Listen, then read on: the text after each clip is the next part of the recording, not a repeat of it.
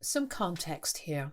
My ex-wife, Angela, 36, and I, 37, male, had met when we were in our mid-20s, when I was around 24. We were working at the same firm, and that's how we met.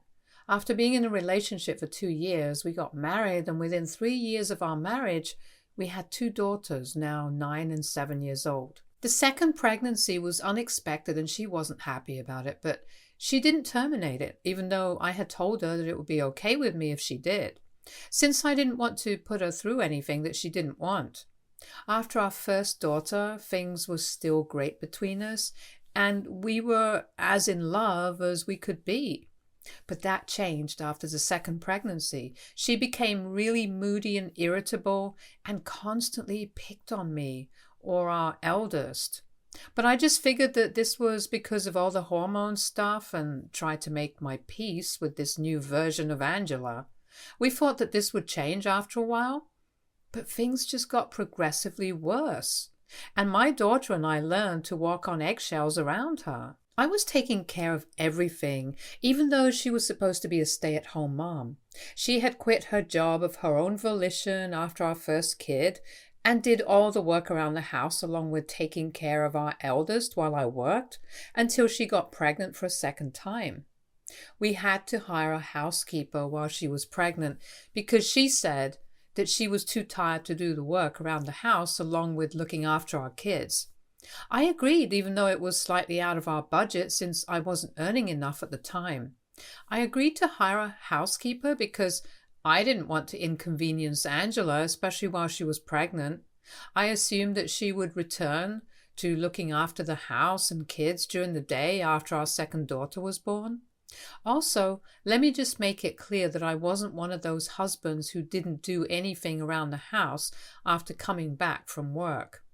I did whatever I could to help out, even though I used to be exhausted from working.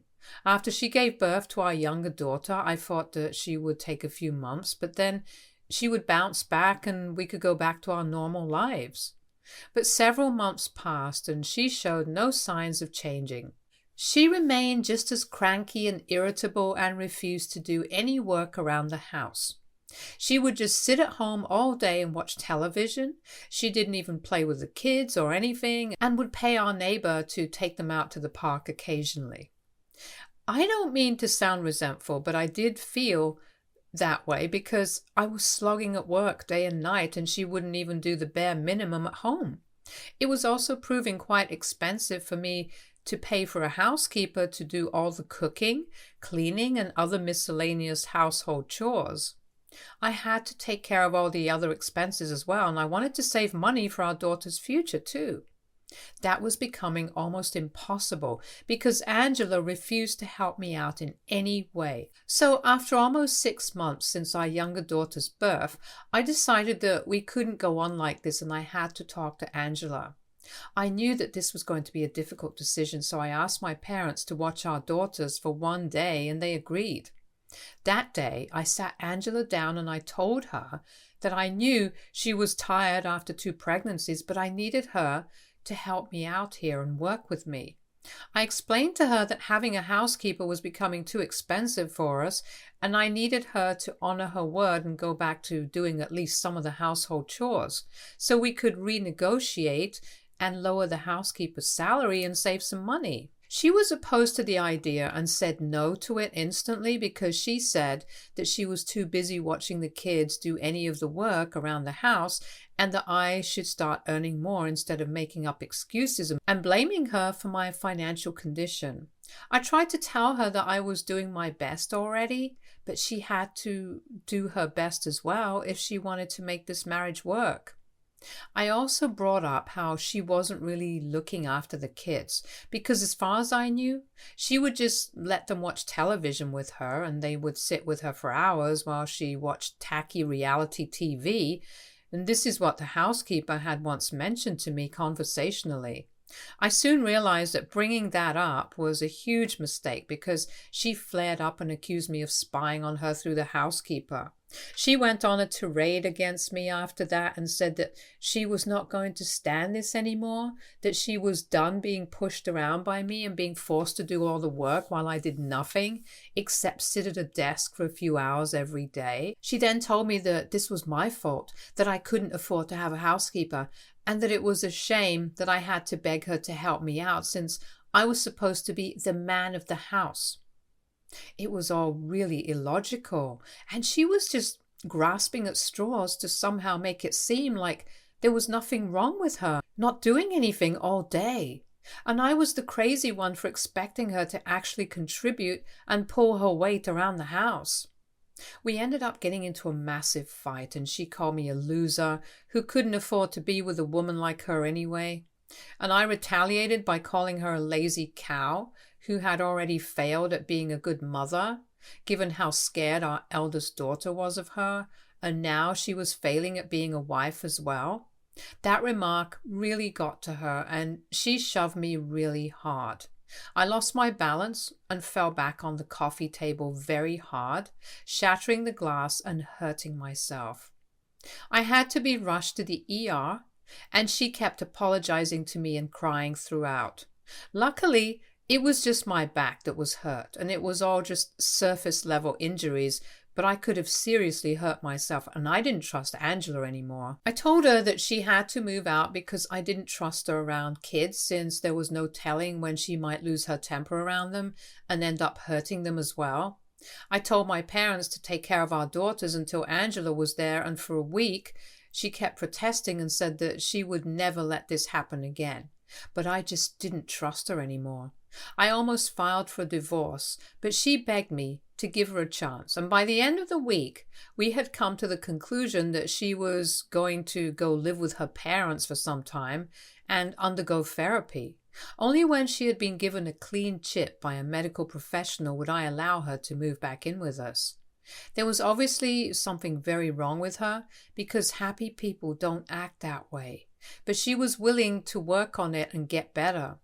I also didn't want my daughters to grow up without their mother, so I agreed not to get divorced just then and give our marriage a second shot. We were also getting marriage counseling while we were living separately, but eventually it all turned out to be useless because she ended up cheating on me. My parents had moved in with me to help out with my daughters while Angela was living with her parents. We went to marriage counseling sessions weekly, and things seemed to be getting better for a while. I was also in touch with her therapist, who told me that she had been suffering from postpartum depression, but she was getting better. One of her symptoms had been intense anger issues, which she didn't have before. But it got way out of control when she shoved me, and that was a wake-up call for both of us. This went on for almost a year, and around the 6-month mark, I even allowed her to visit our daughters under my supervision. She was slowly becoming her old self again, and I was glad to see that. It finally felt like our situation was improving, and we could actually make it work. But then, all of a sudden, she stopped coming to our counseling sessions without any explanation. She also stopped responding to me, but I knew that she was making progress since her therapist kept me updated. It didn't make sense to me, and for weeks I kept trying to talk to her, but she would just blow me off and say that she wanted some time to herself. Finally, after almost 3 months of her avoiding me, I decided to pay her a visit to her parents' place. I hadn't done that earlier because her parents didn't like me and blamed me because they believed that I was the one who had driven their daughter crazy and made her act out like that. So she had told me that it would be better if I didn't visit her while she was living with them, since that would just lead to a lot of drama, and that's definitely the last thing that we needed. But I broke that rule and visited them anyway, since she had been acting distant and blowing off counseling sessions. Even when she would show up occasionally, she would seem uninterested, and I just couldn't make sense of it. When I tried to talk to her in person on the phone or even on text, she would tell me that it was all fine, but I could make out from her behavior that there was certainly something that she was hiding from me. The day that I showed up at her parents' house, I expected her to be at home, but she wasn't there. When I asked her parents where she was, they told me that they weren't allowed to tell me and slammed the door shut on my face. I could tell that they were enjoying this and I had a bad feeling about it, so I decided to call Angela while standing in front of her parents' house. I tried calling her several times, but she didn't pick up and I was getting more and more paranoid by the second. So I decided to sneak around the house and somehow get inside by myself. I went around to the backyard because I knew that her parents usually kept the kitchen door open, but I didn't even need to go that far because I spotted Angela sitting on the swing that her parents had in their backyard. The bad news was that she was sitting with her back to me because she was making out with a man that I didn't recognize. It's been a long time since I saw them, but it's imprinted in my brain because it was the most horrible moment of my life, and I haven't been able to forget it even today. The guy that she was making out with drew back as soon as he saw me, and by the time Angela turned around, I had already started walking back to my car. She caught up with me and tried to stop me, but I wasn't hearing anything that she was saying because I was in shock. She tried to grab me, but I shook her off and told her not to touch me. So she didn't, and I went back to my car and started driving back home.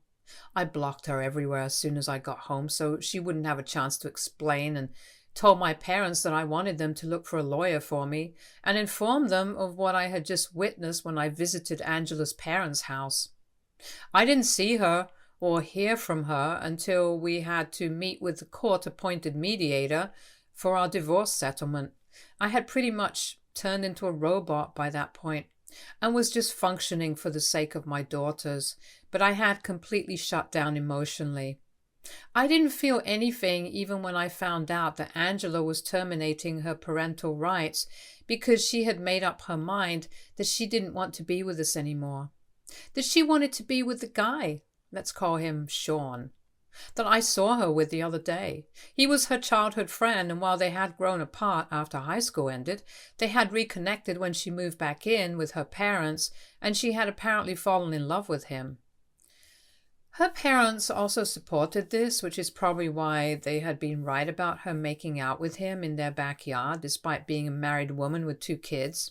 Apparently, they had always wanted her to end up with Sean, and they were happy that Angela was finally choosing herself and her own happiness, as if she had ever been capable of doing anything other than that.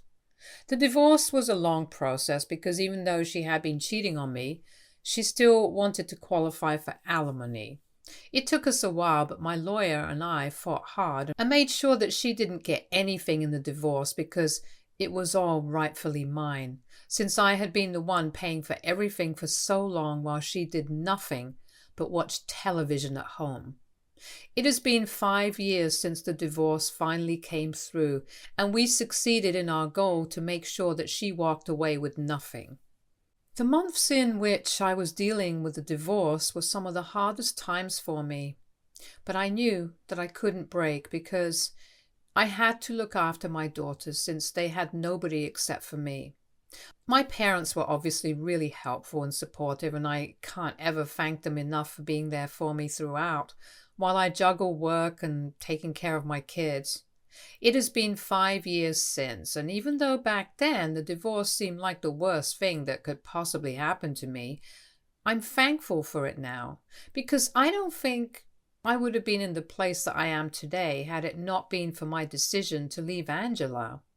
Life has really treated me well since then, and I'm in a much better place now in every respect.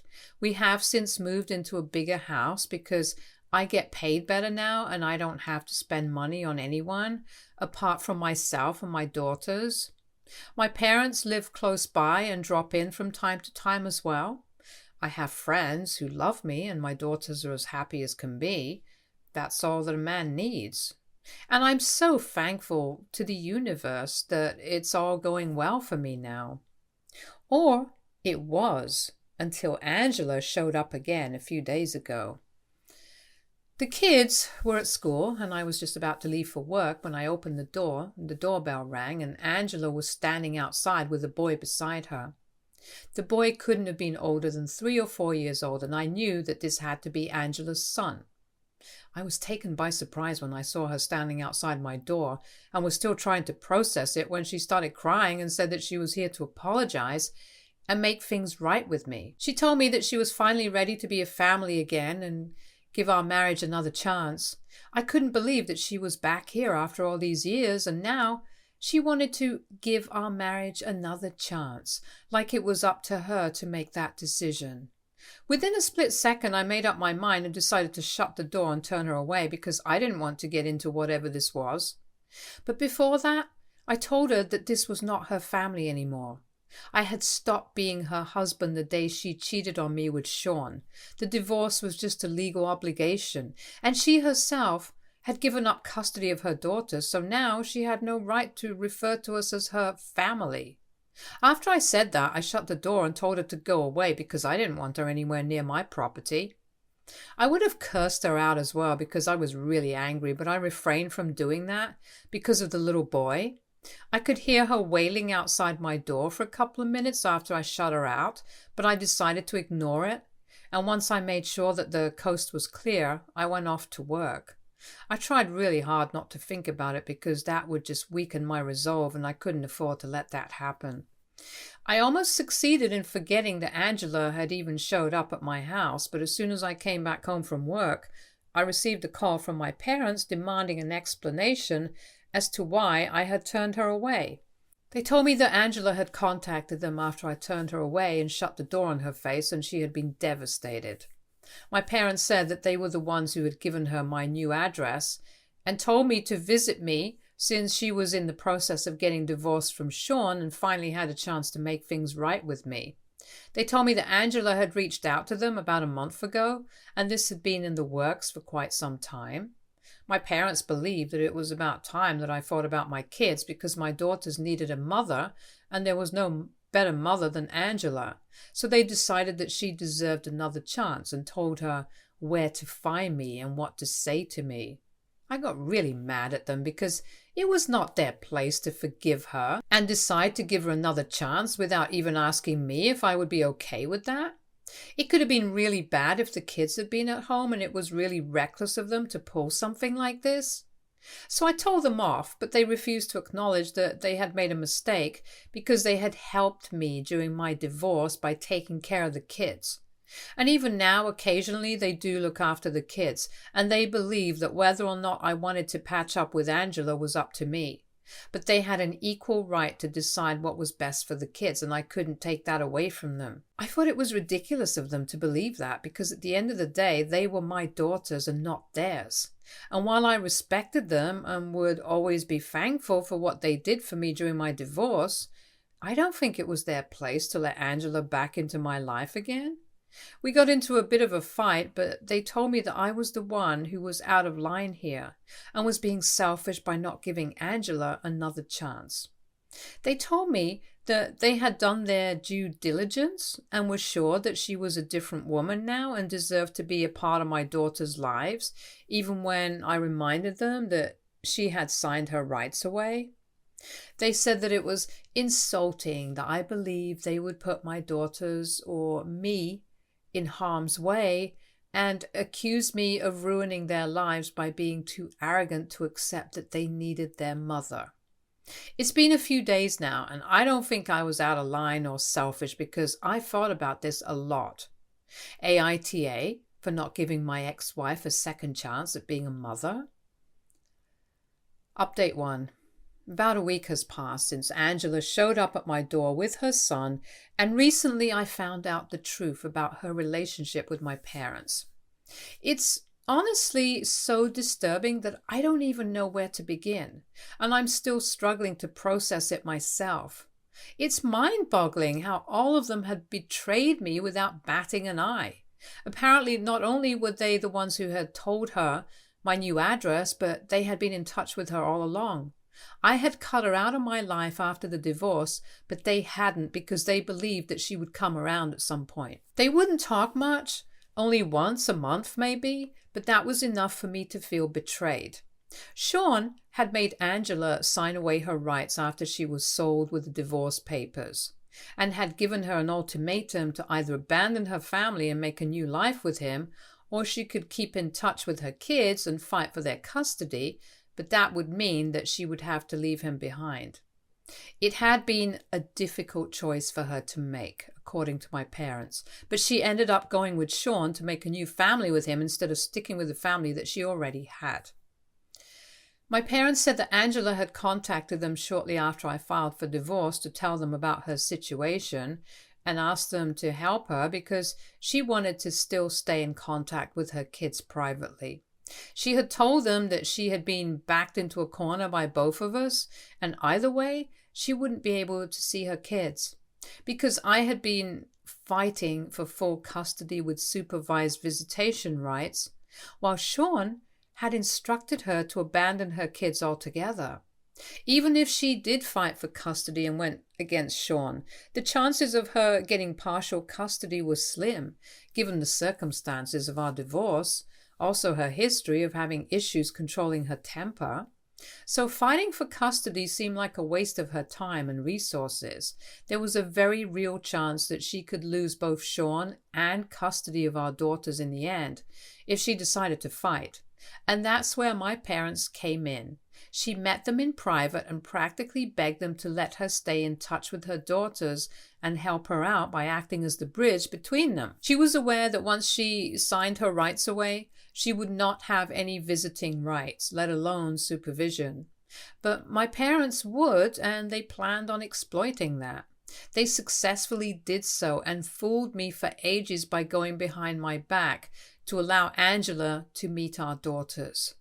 And they did so because Angela's situation struck a chord with them, and they realized that they couldn't, in good conscience, keep a mother apart from her kids. Stabbing their own son in the back for years, however, didn't hurt their conscience one bit. They told me that whenever I would drop our kids off at their house, they would invite Angela over and let her spend time with them. My kids never told me that they were meeting their mom because my parents would bribe them with toys and candy, so they would keep their mouths shut about this.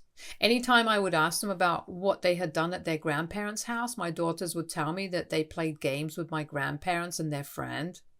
I always assumed that they must be talking about my parents' actual friends when I already knew, but apparently that's what my parents had told my daughter to refer to their mother in case I asked them about their day. I couldn't believe that my daughters had been lying to me as well, but I forgave them because they're just kids. And also because Angela and my parents had really manipulated and intimidated them into keeping quiet. After I learned the truth from my parents, when I asked my daughters if they had been meeting their mother behind my back, they started crying and told me that they couldn't tell me because they would be punished by God if they did. So Angela and my parents must have really drilled it into their heads that they would be in dire consequences if they told me the truth, and that's why they had been so secretive and vague all along. I also felt like a terrible father for never asking my daughters which friends of my parents they were spending time with, because it just as easily could have been someone else. Someone more dangerous than Angela, and I never would have found out. But I'm going to put an end to it now, since I'm getting a restraining order against all of them. I already have written proof of this since my parents sent an email to me to tell me the truth, a couple of days after my fight with them. They had believed that the email was going to make me realize how desperate Angela was to remain a mother to her daughters without losing the alleged love of her life. And that would somehow make me forgive everyone involved, but all that it did was make me realize that everyone here was a nasty little liar, and I couldn't trust anybody anymore. It's also ironic how Angela signed away her parental rights and had to resort to meeting our kids in secret like it was a crime. All because Sean didn't want her to have any contact with her previous family. And he was supposed to be her one true love, but now even they were getting divorced. And all that turned out to be for nothing. They even had a son together, but according to my parents, Sean wanted nothing to do with her or his kid now. because he had received a job offer and was moving away in a couple of months. Angela had started working again recently and their son had started kindergarten here, so she didn't want to move with him, which is why they had been fighting for a long time. It had finally all come to a head 3 months ago when Sean told her that he was done and he was taking that job and moving out. He didn't have any interest in being a family man anymore because it clearly meant that he would have to sacrifice his own future and happiness just to make her happy. And he wasn't ready to do that. This was all meant to make me feel sorry for Angela, but the only purpose that it served was making me feel like justice had finally been served. I have already spoken to my lawyer, and the petition for the restraining orders has been filed. My daughters and I have also had a proper discussion about all of this, and I have told him that moving forward, they will never be seeing their grandparents or their mother again, and they seem to be okay with it for now. But we are still going to go to therapy and try to work things out. Because I'm sure that this is going to be difficult for them and probably has been quite difficult for them for the past 5 years. But this all ends now. Update 2. Hey guys, thank you so much for all the concern and support here. I'm really grateful that so many people have been sending lovely messages and blessings to my daughters. My parents and Angela have been served with restraining orders and are supposed to appear in court in a few days. I don't know how they feel about any of this because I have blocked them on every possible platform and have also told my friends not to speak to them in case they contact them. I have also amped up the security around my house and have been working from home for a couple of days. I had spoken to my daughter's school authorities and told them about the situation too. Initially, I didn't intend on letting them go to school for a few days, but I didn't want their education to suffer because of Angela and my parents. So now teachers are supposed to keep an eye on them and not let anyone apart from me pick them up after school. I'm doing everything in my power to make sure that they can't get to us because I'm sure that they will try. So far, it's been good, and I'm hoping that after we get that restraining order, they still continue to stay away. Update 3. Hi, so this is going to be a really short update, but we got that restraining order, and for the next 5 years, all 3 of those maniacs are going to have to keep their distance from me and my daughters, unless they want to face terrible consequences, obviously. I'm still keeping all the security measures that I took in place for a while because the last I saw them, they looked really pissed and I don't want to risk anything.